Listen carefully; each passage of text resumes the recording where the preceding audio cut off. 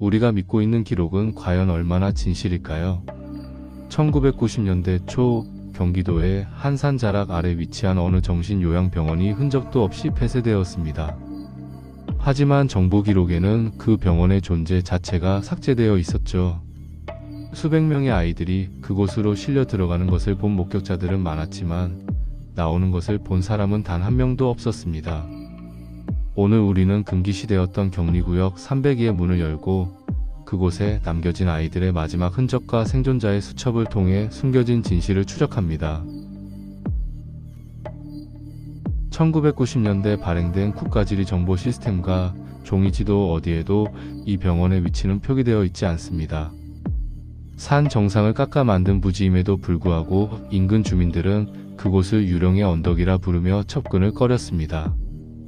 조사 결과 해당 부지는 군사기밀시설로 분류되어 일반인의 출입이 철저히 차단되었던 것으로 밝혀졌습니다.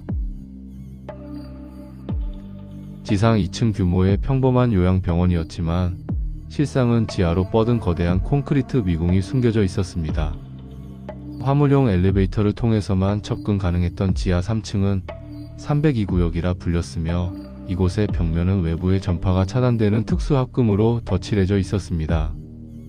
아이들은 이곳에서 빛 한 점 없이 수개월을 보냈습니다. 발견된 서류 더미 속에는 아이들의 이름이 없었습니다. 대신 대상-A102, 대상-C405와 같은 일련 번호가 적힌 식별표가 발견되었습니다. 이들의 출생 기록을 추적한 결과 보육원에서 실종되거나 무용고자로 분류된 아이들이 조직적으로 이곳에 강제 수용된 정황이 포착되었습니다. 수용소 입구 근처에서 발견된 낡은 수첩에는 오늘은 5명이 파란 방으로 들어갔고 아무도 돌아오지 않았다는 떨리는 필체의 문장이 적혀 있었습니다. 이 수첩은 당시 배식 담당이었던 한 아이가 몰래 숨겨둔 것으로 구역 내에서 벌어진 비인도적인 처우를 생생하게 증언하고 있습니다.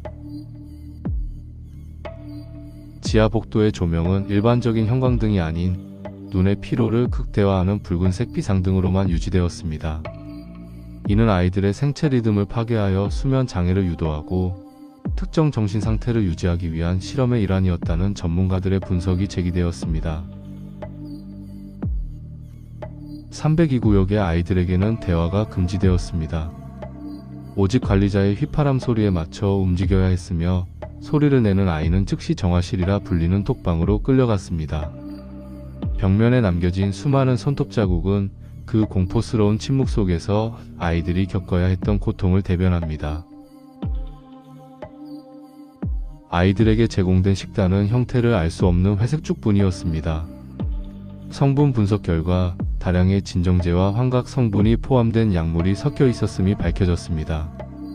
이는 아이들을 통제하기 쉽게 만들고 현실과 환각의 경계를 무너뜨리기 위한 의도적인 조작이었습니다. 당시 병원을 관리하던 한 경비원은 밤마다 벽 너머에서 아이들이 단체로 무언가를 읊조리는 소리를 들었다고 합니다. 그것은 노래도 대화도 아닌 마치 기계적인 암호를 외우는 듯한 규칙적인 주파수의 소음이었으며 그 소리를 들은 경비원은 며칠 뒤 정신착란을 일으켰습니다. CCTV 녹화 테이프 중 가장 기괴한 부분은 매일 새벽 3시 2분 정확히 30초 동안 모든 아이들이 동시에 카메라를 향해 고개를 돌리는 장면입니다.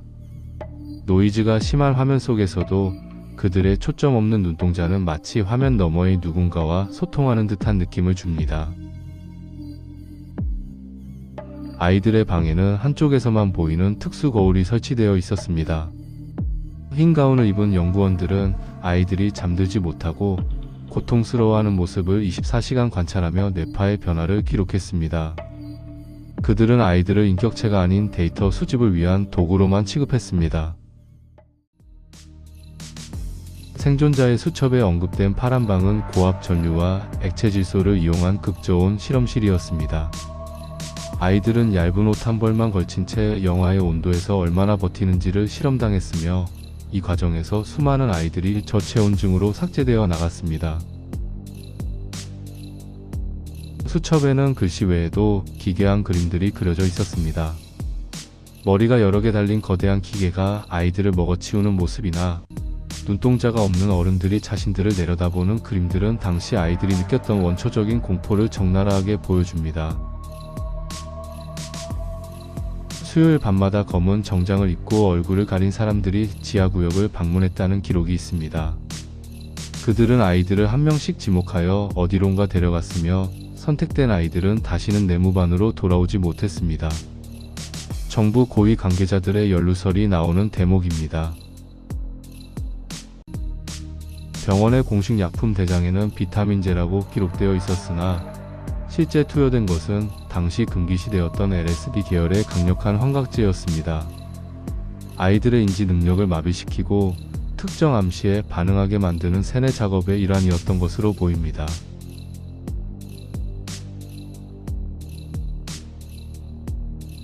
수첩의 마지막 페이지에는 우리는 죽는 게 아니라 저 너머로 가는 것뿐이다. 선생님이 그렇게 말했다라는 소름 끼치는 문구가 적혀 있습니다. 이는 아이들에게 죽음을 승화시키도록 교육하여 실험에 대한 거부감을 없애려 했던 세뇌의 흔적입니다. 1994년 10월 30일 새벽 구역 내의 모든 아이들과 장비가 단 4시간 만에 사라졌습니다. 인근 주민들은 수십 대의 대형 트럭이 산을 내려가는 것을 보았으나 그 트럭들이 어디로 향했는지는 오늘날까지도 밝혀지지 않은 영구 미제 사건으로 남았습니다. 병원 뒤편 소각로에서는 수천 점의 아동용 의류와 신발, 그리고 이름표가 타다 남은 채 발견되었습니다. 기록을 말살하려는 시도였지만 미처 타지 않은 몇몇 아이들의 사진이 발견되면서 이 구역의 실체가 세상에 드러나기 시작했습니다. 사건 직후 정부는 건물 붕괴 위험을 이유로 지하 3층을 포함한 모든 공간을 콘크리트로 완전히 메워버렸습니다. 현재 그 위에는 평범한 주차장이 들어서 있으며 과거의 참상을 알 수 있는 물리적인 단서는 지표면 아래 깊숙이 묻혀버렸습니다. 폐쇄 직전 한 간호사가 몰래 빼돌린 파일필름에는 아이들이 허공을 보며 일제히 절을 하는 기괴한 종교의식 같은 장면이 담겨 있었습니다. 이 필름은 현재 원본이 소실되었으나 폭사본의 일부가 다큐멘터리 제작진에 의해 입수되었습니다. 조사관들은 삭제된 명단을 바탕으로 가족들을 찾아 나섰으나 대부분의 부모는 우리 아이는 이미 몇 년 전 사고로 죽었다고 통보받았다고 증언했습니다. 즉 살아있는 아이들을 죽은 것으로 위장해 이곳에 가둔 것입니다.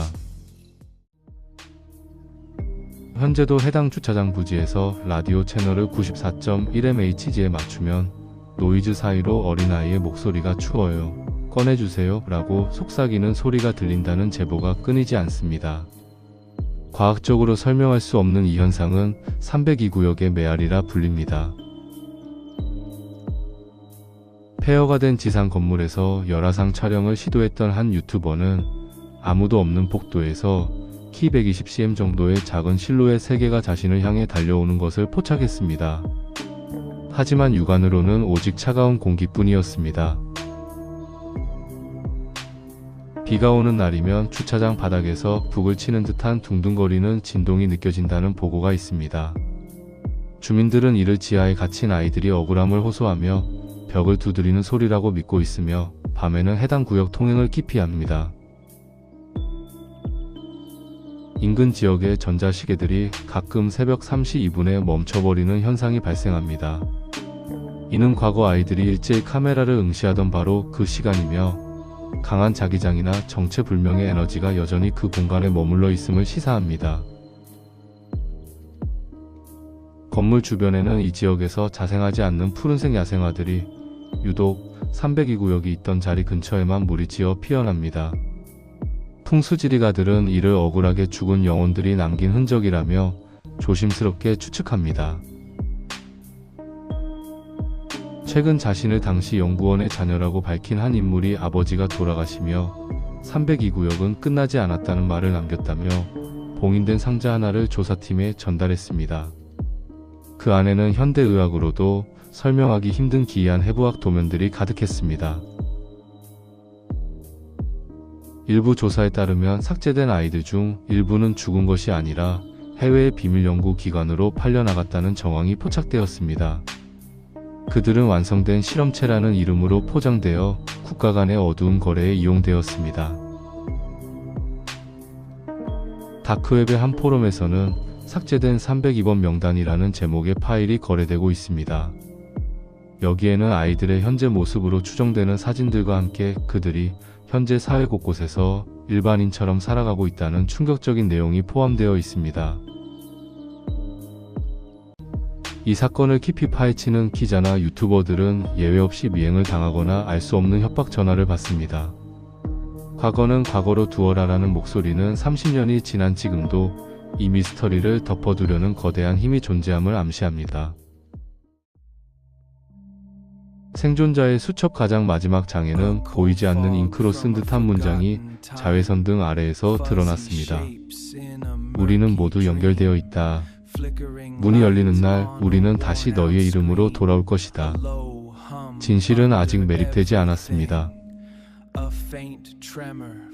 수첩의 마지막 경고는 무엇을 의미하는 걸까요? 국가에 의해 이름이 삭제되고 존재조차 부정당했던 아이들. 그들이 겪었던 고통은 콘크리트 아래 묻혔을지 모르지만 그날의 진실은 차가운 주파수가 되어 우리 주변을 떠돌고 있습니다. 만약 당신의 라디오에서 정체불명의 아이 목소리가 들린다면 그것은 302구역에서 온 구조 신호일지도 모릅니다. 세계 미스터리 오늘은 여기까지입니다.